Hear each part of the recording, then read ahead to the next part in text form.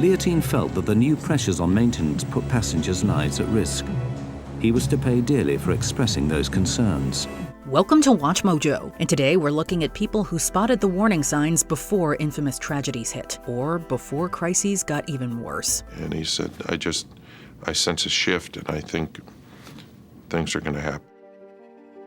Vladimir Komarov, the Soyuz 1 disaster. Space travel has come a long way, but not without tragedy. In 1967, the Soviet spacecraft Soyuz 1 was set to launch. Beforehand, cosmonaut Vladimir Komarov had come forward with a variety of concerns. The audience was expecting simple, routine statements, but instead saw Komarov stand up and bluntly warn about several design flaws. Everything seemed off, from the size of the escape hatch to the solar panels not generating enough power. His warnings were met with pushback from engineers, and eventually, the mission commenced. Almost immediately, things went wrong. It quickly became clear that the problems Komarov described were very real. The equipment failures began almost immediately. The guidance system shorted out. The solar panels failed to deploy properly, and Komarov's capsule was losing electrical power. He was ordered to cut the plan short and return. Unfortunately, the spacecraft had one final fatal flaw. The parachutes deployed incorrectly, resulting in Komarov's death. This led to major reforms within the program, but they came at the ultimate cost. Komarov's wife, Valentina, immediately knew that her husband was dead when she didn't hear anything on the radio or TV about her husband's flight. Jimmy Harrell, the BP Deepwater Horizon oil spill. In 2010, an environmental disaster caused by an oil rig explosion made headlines worldwide. Scientists are now reporting vast plumes of oil up to 10 miles long under the surface. The damage had been entirely avoidable. Before BP started drilling, Supervisor Jimmy Harrell asked management to first run an important pressure test. They ran the test, and the data didn't come back in their favor. Yet they disregarded it and moved on with their plans. The result was a horrific explosion that killed 11 people and devastated the ecosystem. But the total spill is so much worse than BP let on. Harrell was reportedly overheard chastising the managers for the oversight. He brought all of this information to court, where his testimony contradicted BP's explanation and helped clear him of criminal charges. We don't just do it because the company man says do it. Al Gore, climate change. Though many have warned us, Al Gore was both one of the movement's biggest mouthpieces and scapegoats. Since the 1970s, Gore has been vocal about climate change and how it leads to issues like deforestation. After years of coming up with plans to help the environment, he presented his findings in the 2006 documentary An Inconvenient Truth. It just keeps going up. It is relentless. He was criticized by professionals, and comedy writers turned his concerns into jokes. It wasn't until the mid-2010s that policies like the Paris Agreement were created, and a few years after that, Gore got an official apology from South Park, which is no small feat. We're sorry for making fun of you. That didn't sound serial at all. As more effects of the phenomenon come to light, it's clear just how right he was all those decades ago. But we lost that opportunity, and now we cannot afford to lose it again. Billy Mitchell, The Attack on Pearl Harbor. The attack forced the United States into the greatest war in history with its uncounted and uncountable death, debt, and misery. What was once the deadliest attack on the United States had first been warned about many years beforehand. Billy Mitchell spent his adult life serving in the military, giving him a keen eye in the art of war. He had an affinity for aerial battle and predicted that America would be incredibly vulnerable to ambushes coming from the sky. He was adamant about this for years, leading to him being court-martialed. In 1924, Mitchell predicted that Pearl Harbor would be struck by the Japanese military, a report that was met with little to no fanfare. About 17 years later, he was proven right in the worst way possible when the base was hit. I saw the first plane with that circle on it. It sunk in. I said, oh my God, we're at war. By that point, he had already passed and would never know just how right he was. The United States of America was suddenly and deliberately attacked by naval and air forces of the Empire of Japan. H.G. Wells, Modern warfare. As one of the most prolific science fiction writers in the genre, H.G. Wells predicted several inventions, for better or for worse. Throughout his work, he described several fictional weapons used in war that ended up actually being created years later. At the time, those who read about aliens destroying communication centers and weaponizing black smoke didn't take either seriously. You can't say they're cliches because he invented them. It wasn't until both world wars commenced that the dots started to be connected. Wells's once fictional tactics were brought to life, with a change in the way battles were fought, becoming more cruel and violent than ever. By the end of his life, Wells's warnings about the abuse of science had come true. He had foreseen the horrors of aerial warfare. In a preface to a reprinting of The War in the Air, Wells wrote that his gravestone should say, "I told you so." More than any other writer of his generation, the boy from Bromley left an indelible mark on the modern age. Gary Webb, the manufactured crack epidemic. Some conspiracies sound bizarre, but have more truth to them than we know. In the 1990s, investigative journalist Gary Webb began looking into the connections between the crack epidemic sweeping through Los Angeles and the Nicaraguan group Contras being funded. And this one source was being used to finance a guerrilla war in Central America. He made claims over a series of articles, which quickly gained traction and soon caught the eye of government officials. He received intense pushback from them and his own publisher, forcing him to resign in 1997. And if we don't like your story, we will kill your story regardless of its truth.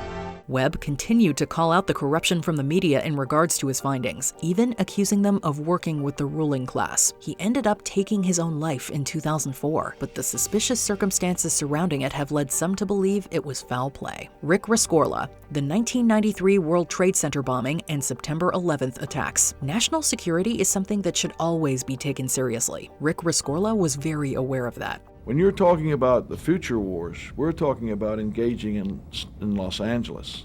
We're talking about terrorist action. He and a colleague took to the World Trade Center in 1990 to test its impenetrability. They found it was extremely vulnerable, leading them to suggest that more security be hired. But the idea was brushed away due to the cost. Just 3 years later, the building would be the victim of a bombing. He realized that there were people who hated the United States and were crazy enough to do things we couldn't imagine. Rescorla was sure it would happen again. He trained himself and other employees to evacuate, causing strife between him and upper management. After '93, Rick became so vigilant, making sure we all knew how to get out of the building. In 2001, he was proven right yet again with the September 11th attacks. Rescorla used his preparedness to save nearly 2,700 people, but unfortunately, he perished before he could escape himself. When he got to the top, he wanted to make sure that everyone on that top floor was out of there.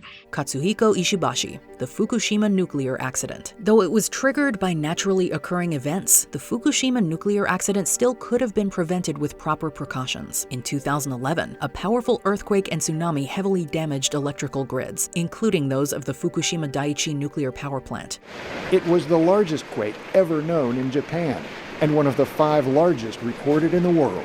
This resulted in a giant meltdown and the release of radioactive substances. In 2006, a professor named Katsuhiko Ishibashi, who was then serving on a Japanese government subcommittee, suggested that fault lines be carefully examined and that nuclear plants be checked to ensure they could withstand natural disasters. Both ideas were dismissed, and Ishibashi eventually resigned, feeling the committee only had the wishes of electrical companies in mind. Following the tragedy, he said it could have all been prevented if only they had listened. It's been over an hour and a half, and we're still seeing large tsunamis moving and hitting the area. Ignas Zelvvice, postpartum infections and maternal mortality. During the 19th century, a tragic pattern was occurring at the maternity wards of Vienna General Hospital. High maternal death rates due to postpartum infections. No one knew why, until Ignas Zelvvice cracked the code in 1847. He found that doctors washing their hands with a chlorine-based disinfectant between handling dead patients and live ones could prevent disease from spreading. This hand-washing protocol helped the maternal mortality rate drop from 18% to less than 2%. Even so, germ theory wasn't yet recognized, and Zelvvice was heavily derided by the medical community. He pushed back against their indifference, but his passion was treated as insanity. In 1865, he was institutionalized and died weeks later. He would only be vindicated years later, thanks to the work of Louis Pasteur. A hero of global health who all of us must remember. John Leotin, Alaska Airlines Flight 261 crash. When it comes to something like air travel, you'd think safety would be the top priority. Shockingly, in 1998, a mechanic at Alaska Airlines revealed that the company had lied on their maintenance reports and bypassed important measures. Leotin claimed that planes were pushed back into service too quickly. Sometimes, rather than wait for a replacement part or repair, supervisors passed planes fit for service. The whistleblower, John Leotin, went in depth on how he had recommended that the craft's jack screw be replaced. He reported Alaska Airlines to the U.S. Department of Transportation, alleging violations in maintenance procedures. The airline insisted that he was wrong and put him on paid leave, leading him to sue them for libel. Just a few years later, in 2000, that same part malfunctioned mid-air, causing a crash that led to all 88 people on board perishing. Had the airline listened to him or simply not cut corners, things could have been different. Then in January 2000, John Leotin saw his worst nightmare come true. The kind of accident he had tried to prevent now took place just off the California coast. Stanley Adams, the Titanic sinking. The fate of the RMS Titanic seemed all but impossible. After all, the massive British ocean liner had garnered a reputation as being unsinkable, but it could not withstand the impact of the iceberg it hit. Is there anyone there? Yes, what do you see? Iceberg, right ahead! Thank you. Hours before this collision, Stanley Adams, the wireless operator of another ship, the SS Mesaba, messaged the crew, warning of, quote, heavy pack ice and greater number large icebergs in the Atlantic Ocean. But while Titanic wireless operator Jack Phillips received and acknowledged the message, it never made it to the bridge. Thanks. Once Phillips had replied to Adams's message, there was no communication between the two ships for around 10 minutes. However, Captain Edward Smith had ignored prior caution about the ice. Had he heeded these warnings, the untimely deaths of him and more than 1,000 other people on board could have been prevented. Captain! Captain! Sir!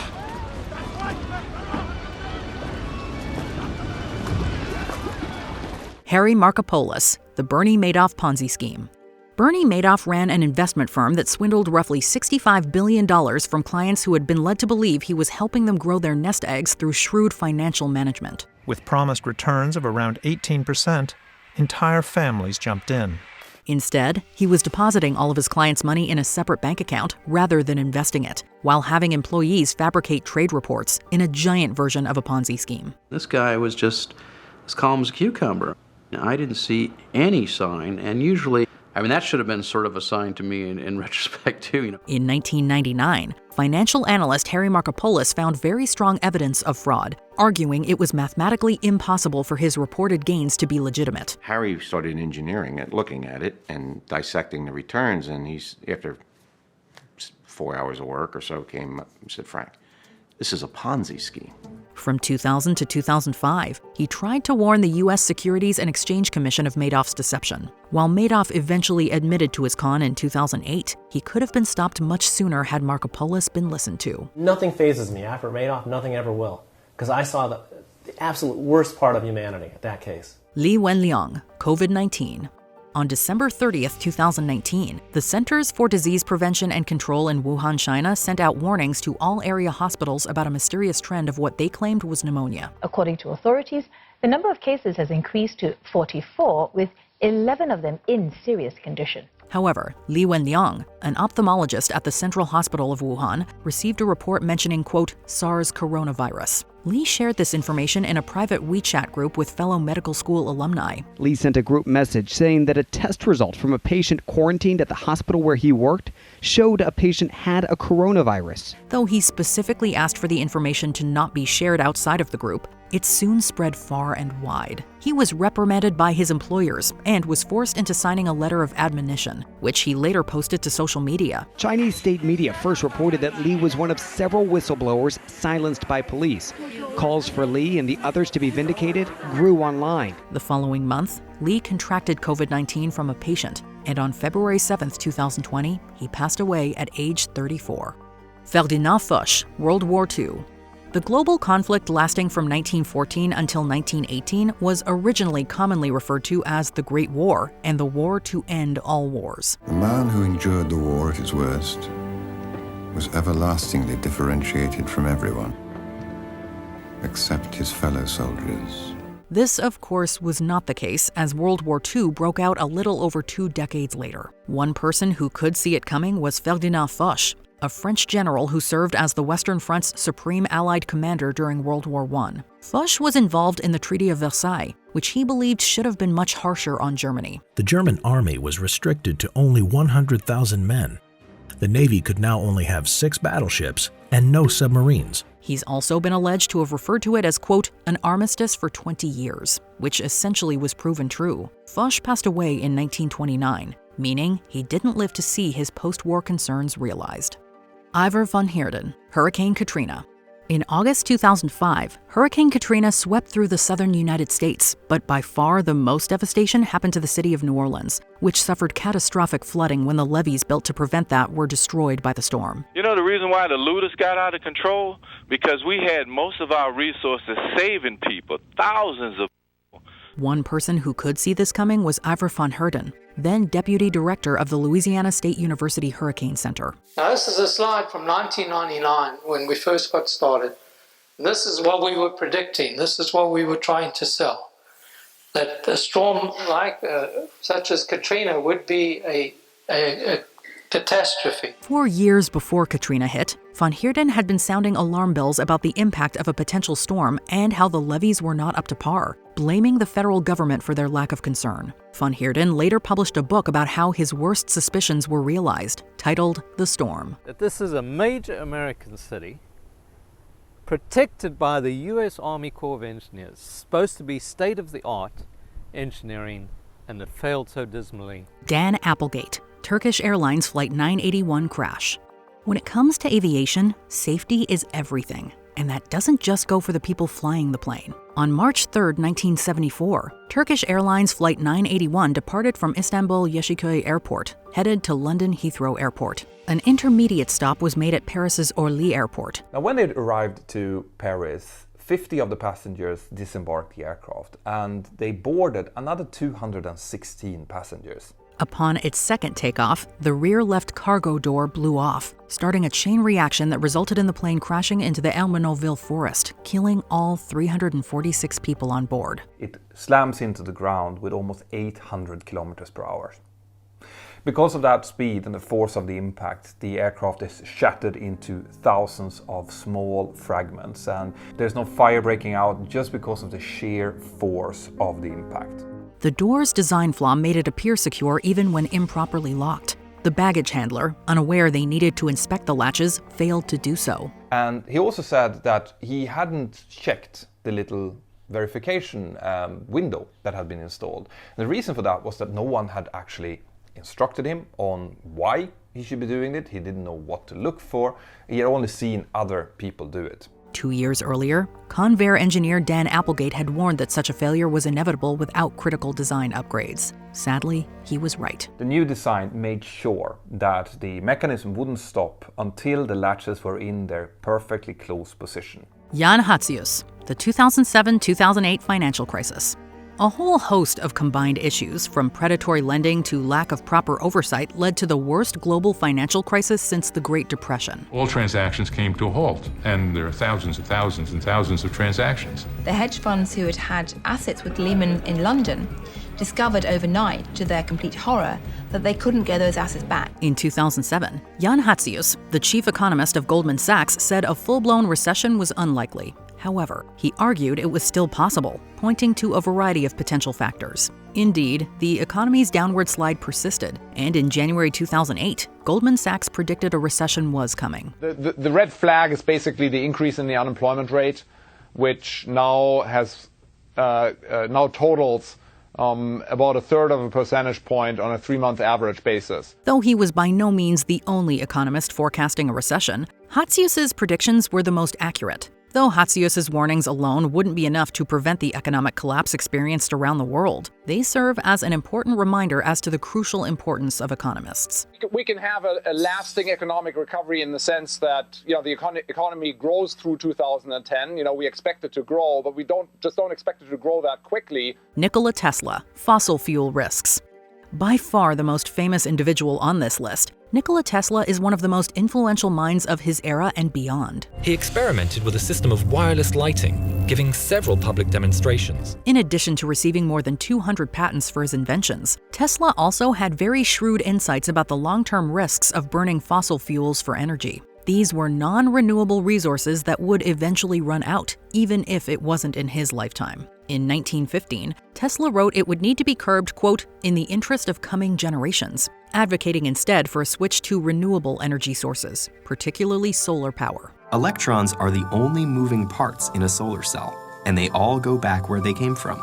There's nothing to get worn out or used up. Unfortunately, Tesla's warnings were not heeded. Had he been listened to, there's no telling how much better off the global environment would be thanks to renewable energy. Roger Boisjoly, the Challenger disaster.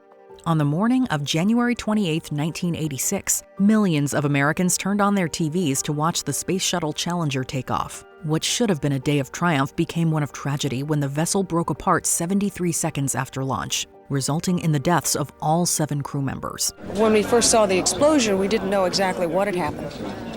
And then we realized that I think we were trying to talk ourselves out of it really being the disaster that it was. In the months ahead of the launch, Roger Boisjoly, a mechanical engineer whose company, Morton Thiokol, was involved in the launch, argued that the cold weather conditions of the January launch would likely lead to the failure of crucial O-rings, and subsequently, the whole vessel. That's when Roger Boisjoly got very vocal about, as far as he was concerned, if you look at those, it's the influence of temperature. But the dire warnings of Boisjoly and others to cancel the launch were ignored, and his grim predictions sadly came to realization. This was a meeting where the determination was to launch, and it was up to us to prove beyond a shadow of a doubt that it was not safe to do so.